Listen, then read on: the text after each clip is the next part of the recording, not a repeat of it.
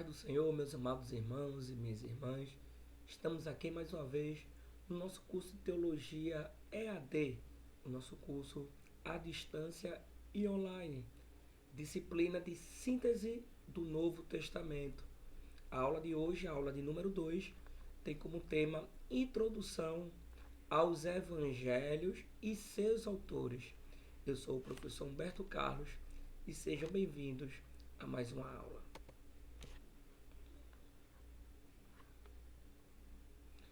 Meus irmãos, na última aula nós pudemos aprender sobre uma introdução ao contexto e o período interbíblico do Novo Testamento.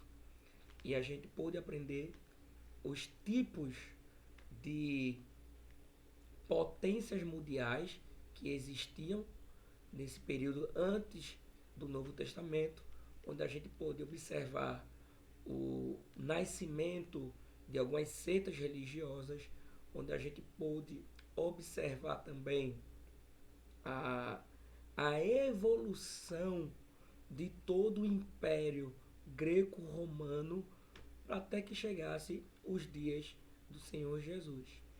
Pois bem, a aula de hoje é uma introdução ao Evangelho. A gente vai aprender um pouco sobre o significado do Evangelho, como compreender melhor os evangelhos escritos pelos evangelistas, qual é a leitura, qual é o propósito de cada autor do Evangelho, para que a gente possa ter uma boa compreensão e iluminação, para que a gente possa interpretar e aplicar melhor o texto, tá bom? Quando a gente fala de testamento, Novo Testamento, significa a aliança.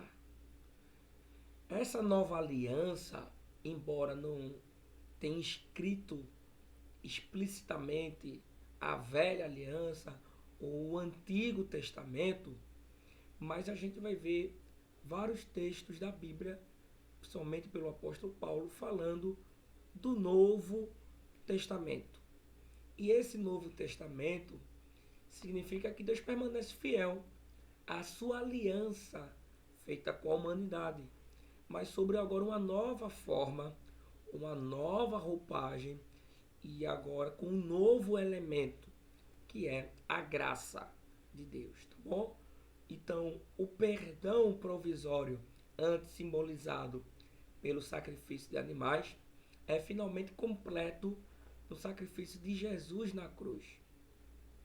Portanto, quando a gente fala a nova aliança que temos com Deus, é feita com base no sangue de Jesus.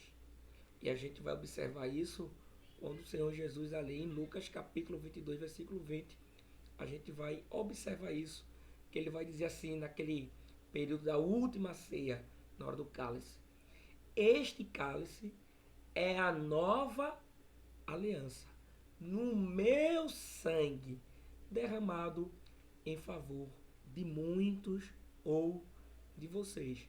Então a gente observa agora que quando a gente fala da nova aliança, desse novo testamento, ele agora tem uma nova roupagem, que é não no sangue de animais, mas no sangue de Jesus. Ele usa esse pronome possessivo, que é meu sangue, que é derramado. Então agora não é mais sangue de animais, mas agora é o sangue de Jesus, que é esse novo pacto que a gente tem no Novo Testamento, tá bom? Romanos 10:4 vai dizer que Cristo, Jesus, ele é o fim da lei. Vamos fazer aqui algumas comparações entre os dois testamentos para que a gente possa compreender melhor. Então, o melhor ponto de partida para quem deseja entender o Novo Testamento é analisá-lo a partir do Antigo. E o Antigo aponta para o Novo Testamento. E o Novo Testamento cumpre o Antigo Testamento. Então vejamos aqui um quadro comparativo entre esses dois testamentos, a qual a gente pode compreender melhor. Enquanto no Antigo Testamento nós temos a necessidade de repetição de sacrifícios, ou seja, todo ano, no ano da expiação, tinha que se ter esse sacrifício pelo perdão, pela expiação do povo de Israel. No Novo Testamento, a gente tem agora um único sacrifício e ele é suficiente, tá bom? No Antigo Testamento, o Êxodo é a Páscoa da nação. Então, quando a gente chega no Novo Testamento, Cristo é o nosso Cordeiro Pascual, tá bom? No Antigo Testamento, a lei ela é externa e ela está voltada para sacrifícios.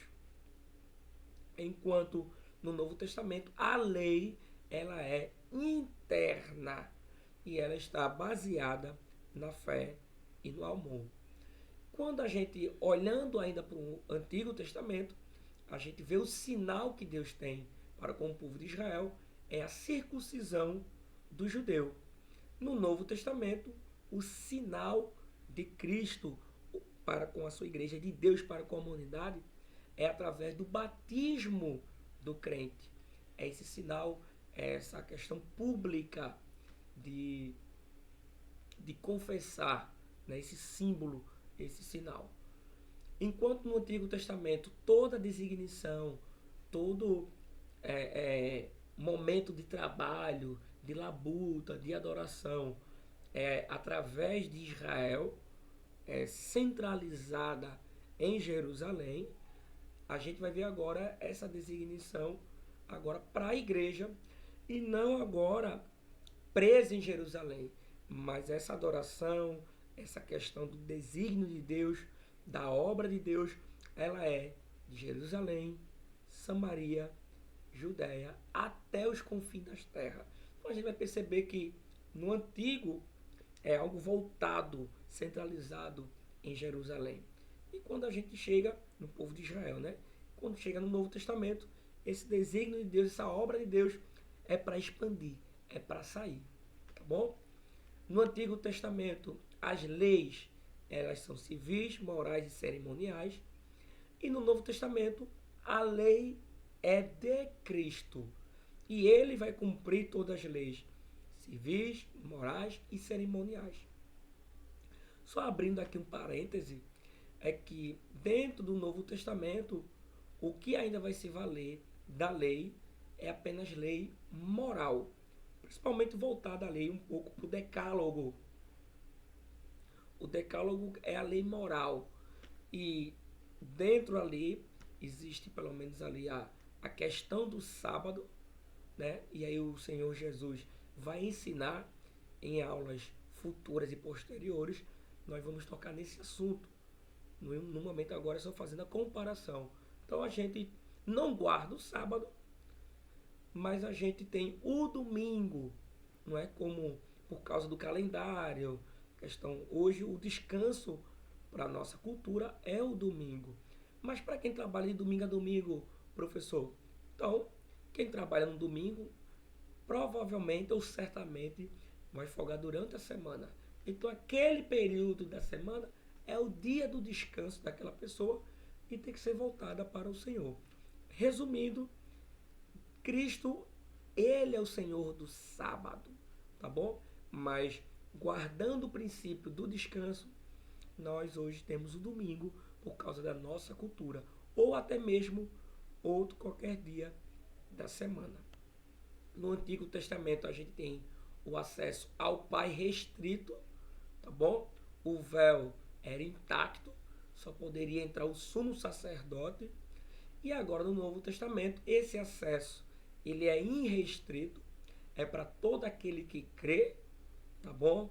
E na morte de Cristo, quando ele dá o grito, o brado, dizendo Tetelestai, está consumado, o autor bíblico, a narrativa bíblica vai dizer que o véu é rasgado do alto a baixo.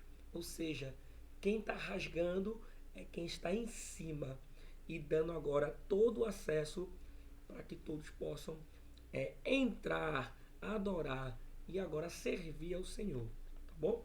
No Antigo Testamento, os sacrifícios é por sacerdotes, e agora no Novo Testamento o sacrifício é pelo sumo sacerdote, e ele é eterno, que é o Senhor Jesus Cristo. Então essa foi a forma de a gente comparar a questão do Antigo e do Novo Testamento, para que a gente possa compreender, um apontando para o outro e um cumprindo o que o outro estava, pelo menos em toda a sua enredo e narrativa, de apontamento, de indicação.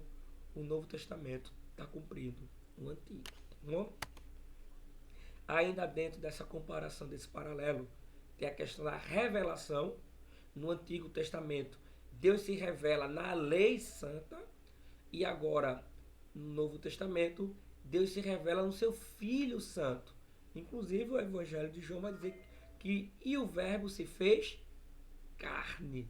Então, naquele momento agora, a revelação de Deus especial não é apenas mais na Escritura, mas agora é o Verbo que se tornou carne.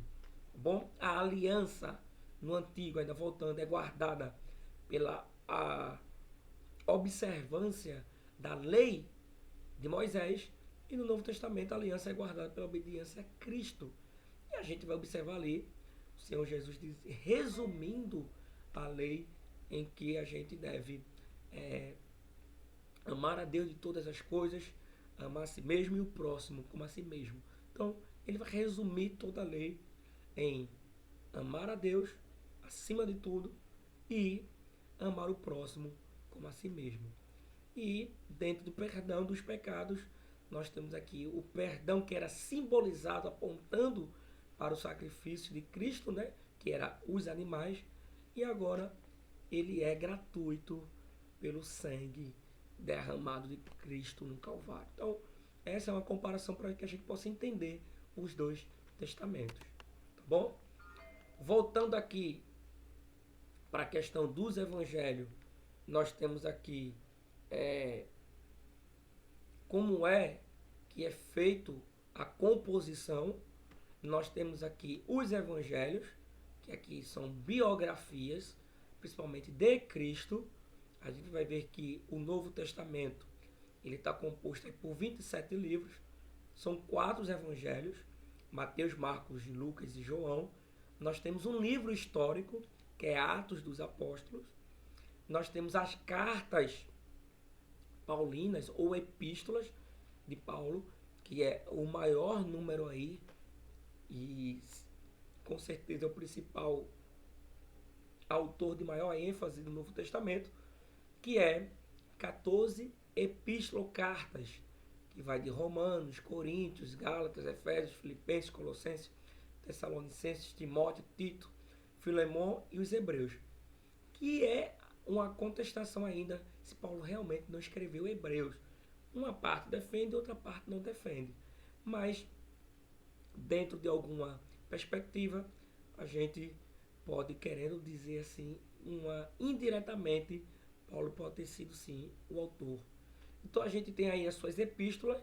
Essas epístolas ela pode ser dividida em cartas circulares e pastorais.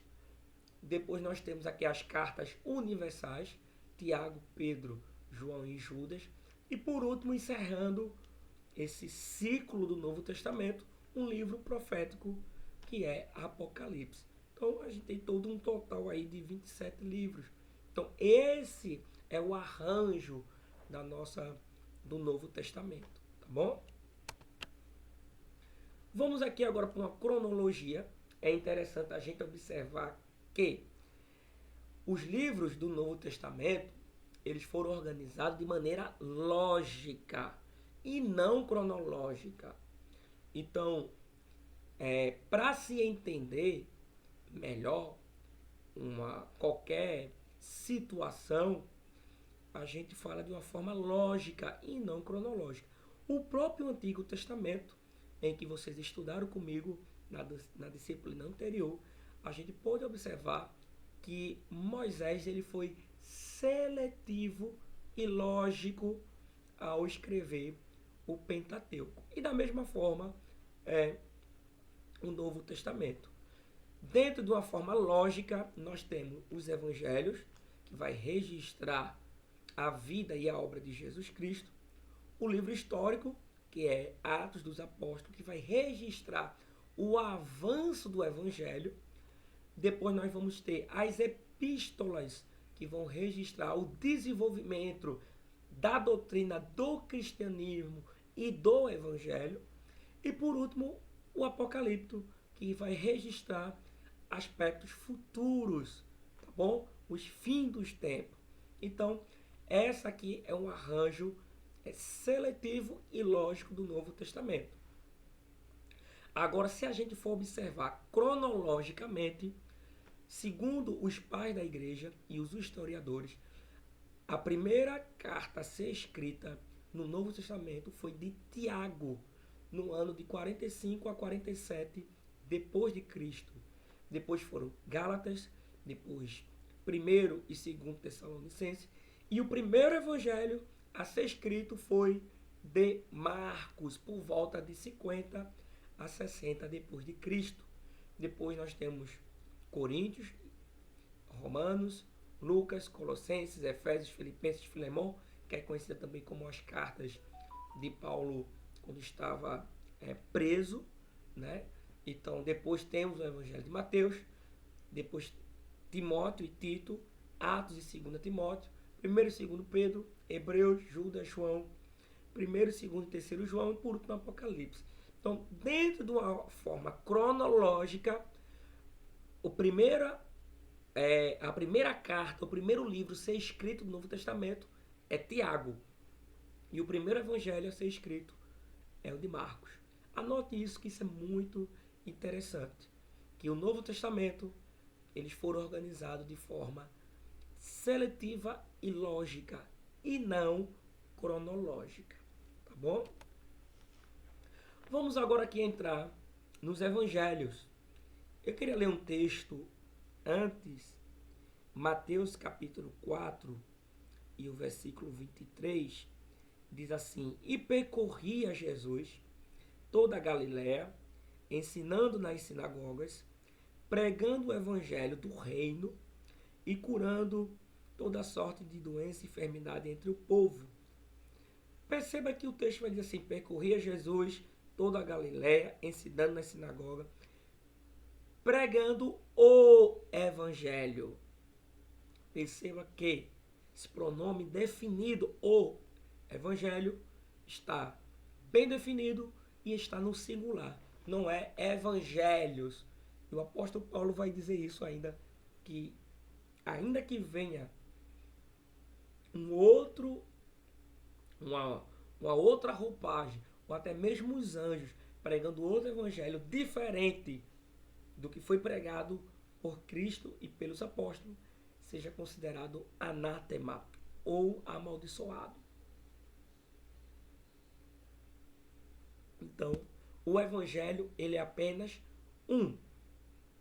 Quando eu botei aí evangelhos sinóticos, porque esses evangelhos são o de Marcos, Mateus, Lucas e João.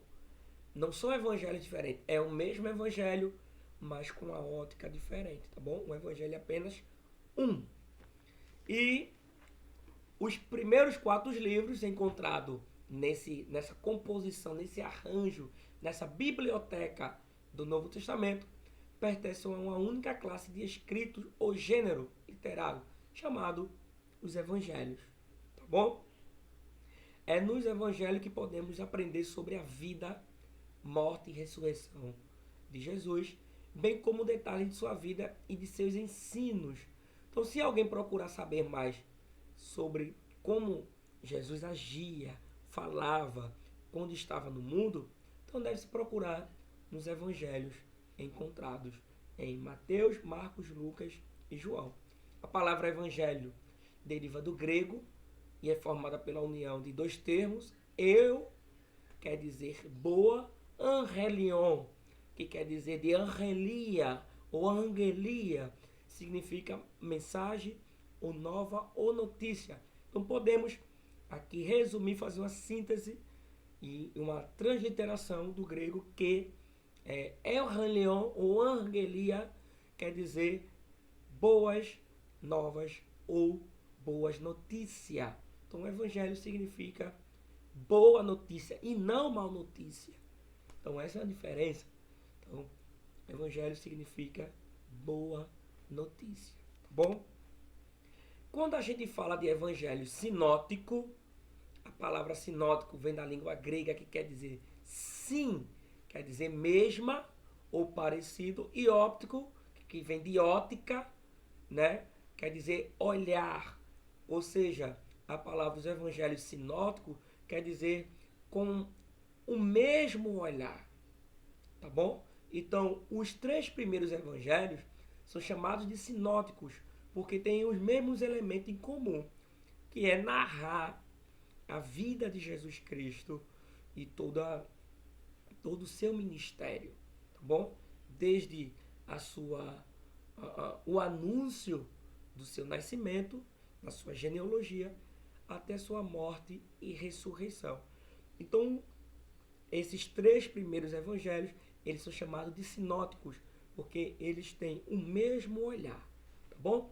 E cada um dos evangelhos, mesmo sendo sinóticos, eles vão ter essa forma parecida, mas cada um vai colocar um detalhe a mais. A gente vai ver isso mais na frente. Então, eles estão falando do mesmo assunto, de um mesmo conteúdo, mas cada um com a sua formação diferente, objetivo diferente e cosmovisão diferente, mas falando do mesmo olhar, do mesmo conteúdo, que é Cristo, tá bom? Eles contam todos a mesma história, mas de suas perspectivas um pouco diferentes, acrescentando ou deixando de fora algumas partes de acordo com o objetivo do texto. Então, muitas vezes, a informação do evangelho sinótico ajuda a entender, ou a gente compreende melhor quando a gente lê um outro evangelho sinótico. Então, você vai observar que algumas histórias que estão em Mateus, a gente vai compreender melhor quando a gente lê Marcos e Lucas. Tá bom? Algumas bíblias de estudos, ou algumas bíblias que também não é de estudo, já vem colocando lá que algumas passagens já está em outro evangelho. Tá bom? É interessante a gente observar isso aqui. Guarde bem isso. O evangelho, inicialmente, ele foi passado de uma tradição oral. Ou seja, foi falado. Ele não foi escrito. Então, esta fase de pregação dos primeiros apóstolos, dos primeiros discípulos, pelo menos os primeiros 30 e 40 anos, né, é chamado de tradição oral. Ou seja, os apóstolos apenas pregavam e ensinavam sem livro, pois não havia livros do Novo Testamento que eles não tinham registrado. Então eles pregavam apenas com base no Novo Testamento, pois eles eram testemunhas oculares do ministério de Cristo. Então, e com a luz do Espírito Santo que havia prometido. Se você observar no Evangelho de João, Jesus vai dizer que enviará o outro Consolador, o Paracleto, e ele vos fará lembrar de tudo quanto eu vos tenho ensinado. Então, todos esses primeiros 30 e 40 anos do início do Evangelho, ele é apenas falado de forma oral. É chamada de tradição oral. E aí, quando se vem a prisão dos primeiros discípulos, que começa a perseguição dos discípulos e dos apóstolos, é quando surge a necessidade de registrar tudo para que os demais discípulos e as outras igrejas que estavam em outras cidades possam obter as informações. Então começam agora as escritas. E aí a gente vai ter Tiago, o primeiro a escrever o livro, tá bom? Então, a gente vai observar que só depois de 40 anos é que vai ter o primeiro registro escrito do Novo Testamento. Antes era uma tradição oral, era apenas pregação das testemunhas oculares, tá bom? Você vai observar isso, por exemplo, 1 Coríntios, capítulo 15. Queria ler esse texto aqui. 1 Coríntios, capítulo 15. O versículo 5, que vai dizer assim, 4 e 5. E que foi sepultado e ressuscitou ao terceiro dia, segundo as Escrituras. Apareceu a Cefas e depois aos 12.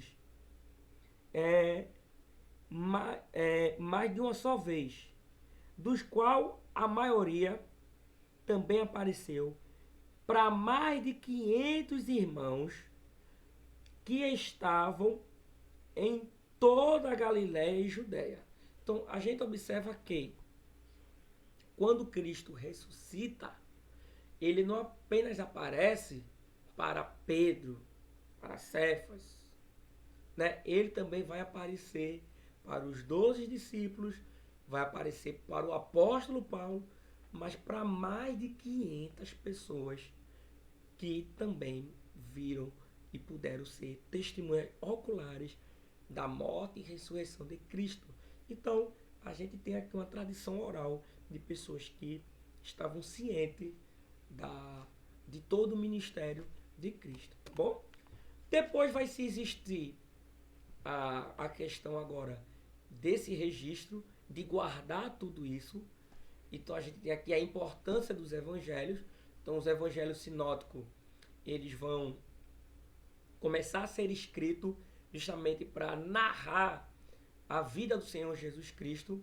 Marcos, pelo menos, é composto de 661 versículos. E para vocês terem ideia, Mateus vai reproduzir 606 versículos de Marcos. E Lucas vai registrar 637 versículos de Marcos. Isso mostra que tanto Mateus quanto Lucas usaram o Evangelho de Marcos como base. Vamos lá que eu vou explicar isso melhor. Eu falei que a tradição ela é oral. O primeiro evangelho a ser escrito foi o de Marcos. E há uma contestação se Marcos foi contemporâneo de Cristo ou não. Muitos dizem que não, outros dizem que sim. Mas o que importa é que Marcos, ele vai beber da fonte. Quem vai passar a tradição oral para Marcos é justamente Pedro.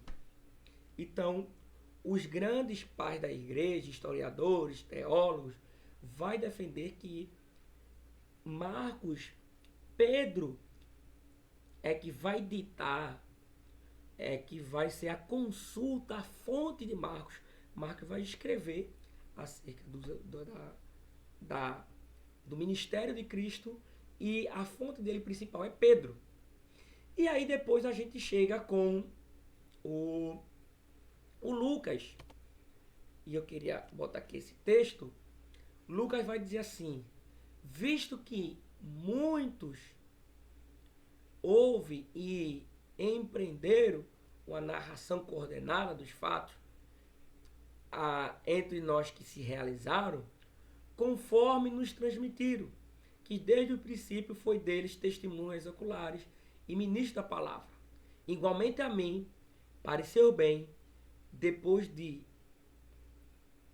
uma apurada investigação de tudo, desde a sua origem, dar-te escrito, excelentíssimo Teófilo. O que a gente tem aqui? É que Lucas vai beber da fonte de Marcos, mas Lucas, que era médico, e alguns vão afirmar que Lucas era historiador e jornalista, Lucas ele vai investigar também sobre o ministério de Cristo. Bebe da fonte de Marcos e vai também investigar acerca de Cristo. Já João, no capítulo 21, no versículo 24 e 25, ele vai dizer assim: este é o discípulo que dá testemunho a respeito destas coisas, que a escreveu, sabemos que o seu testemunho é verdadeiro. Há, porém, ainda muitas outras coisas que Jesus fez. Se todas elas fossem relatadas, uma por uma, creio que nem no mundo inteiro caberiam os livros que seriam escritos. Então a gente observa que os evangelhos, eles são seletivos. Então a gente observa que cada um vai ser seletivo, vai escrever aquilo que é mais importante, tá bom? Então o que é que a gente tem aqui? Marcos, 661 versículos.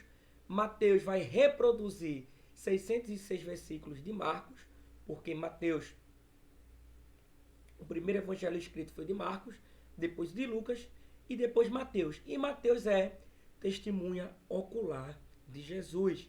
Então, ele é contemporâneo de Cristo. E a gente vai ver que tudo isso vai contribuir para o gênero literário do Evangelho. Tá bom?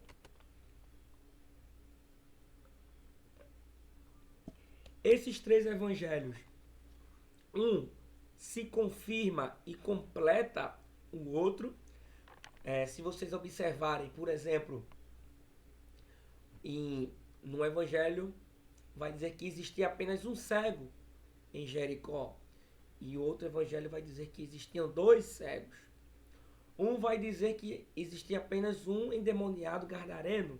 O outro evangelho vai dizer que havia dois endemoniados gadarenos.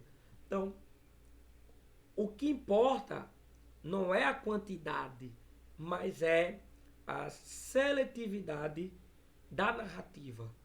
Perceba que é Jesus expulsando. Se foi um, se foi dois, se foi três, não importa. O que os autores querem escrever é acerca do que eles acharam que era seletivo e de importante para entrar. Tá bom? Quando a gente vai observar acerca da tentação de Cristo, a gente vai observar que Mateus vai dizer que quando encerra a tentação, vieram os anjos e o serviam. Marcos vai dizer que Jesus estava diante, quando termina a tentação, que estava diante das bestas feras. Ou seja, Jesus estava num deserto, no meio de um lugar que existia animais selvagens. Lucas já vai dizer que Satanás se ausentou por um tempo. Então, eles vão escrever a tentação de Jesus, vão narrar, e ao final cada um vai colocar sua ótica. Um vai dizer que no final os anjos os serviram, outro vai dizer que Jesus estava diante de animais selvagens, e outro vai dizer que no final Satanás se ausentou por um tempo de Cristo. Então, se a gente observar, é um confirmando e completando o outro. Tá bom? Esses evangelhos sinóticos, apesar de usarem relatos parecidos, então cada evangelista apresenta ao seu público específico algo que eles têm ideia. Por exemplo, Marcos, o seu público-alvo, o seu objetivo principal é aos romanos. Mateus, seu público-alvo é os judeus. Lucas é aos gregos. E João escreveu o evangelho para a igreja. Tá bom? É algo mais universal. Então, se a gente observar, na hora de interpretar, de você estar escalado para pregar ou vai escolher um texto para dar um estudo, ministrar, saber o objetivo público-alvo é muito interessante. Tá bom? Quem é Jesus nos evangelhos? Cristo é simbolizado nos evangelhos pelos animais descritos em Ezequiel 1:10 e Apocalipse 4, versículos 6 ou 8. Se nós observarmos para Ezequiel e tanto Apocalipse, vai falar de Cristo, e os evangelhos, ele tem também seu público-alvo. Então, Mateus, em Cristo, o público-alvo é os judeus. Então, Mateus apresenta Cristo como o leão da tribo de Judá. Por quê?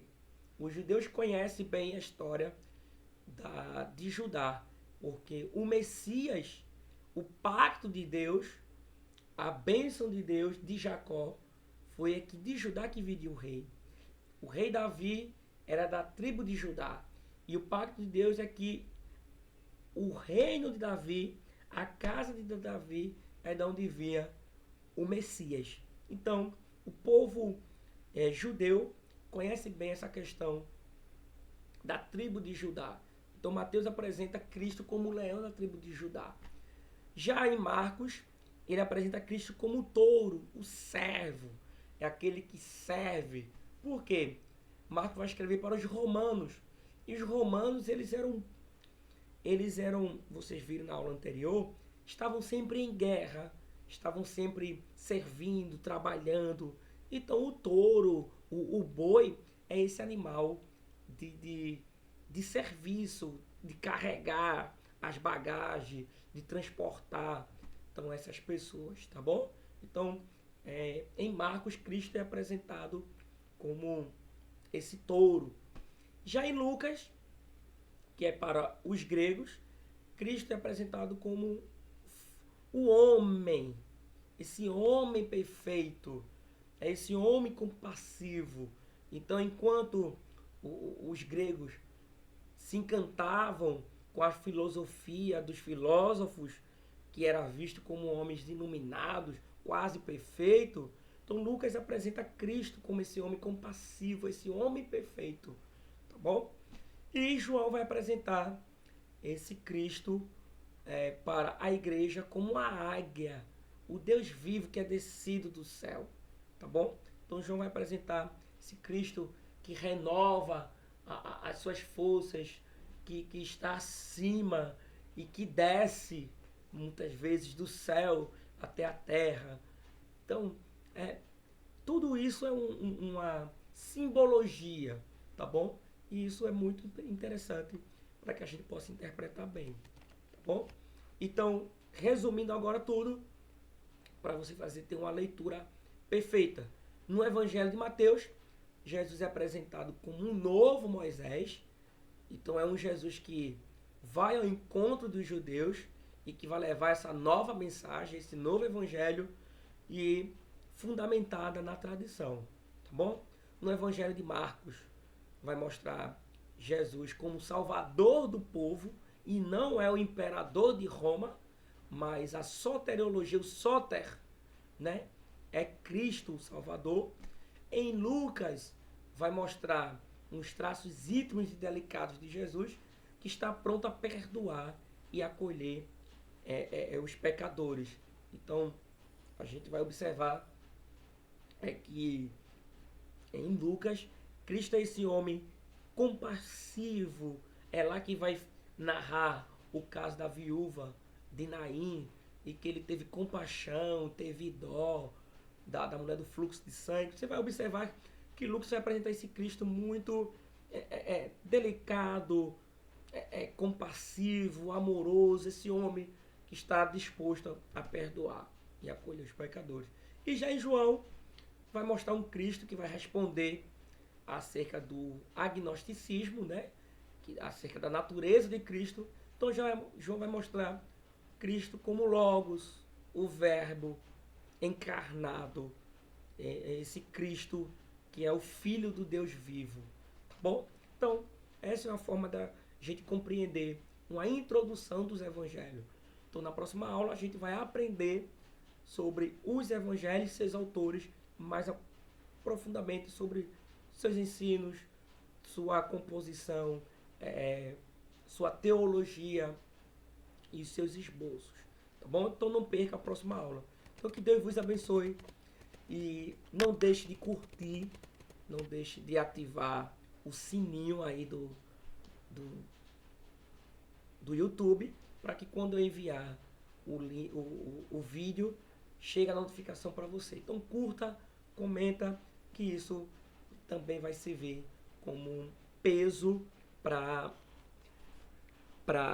tanto para contribuir para o canal, como um peso de nota para os irmãos que estão acompanhando, tá bom? Então, que o Eterno vos abençoe. Desejo a todos bons estudos e até a próxima aula.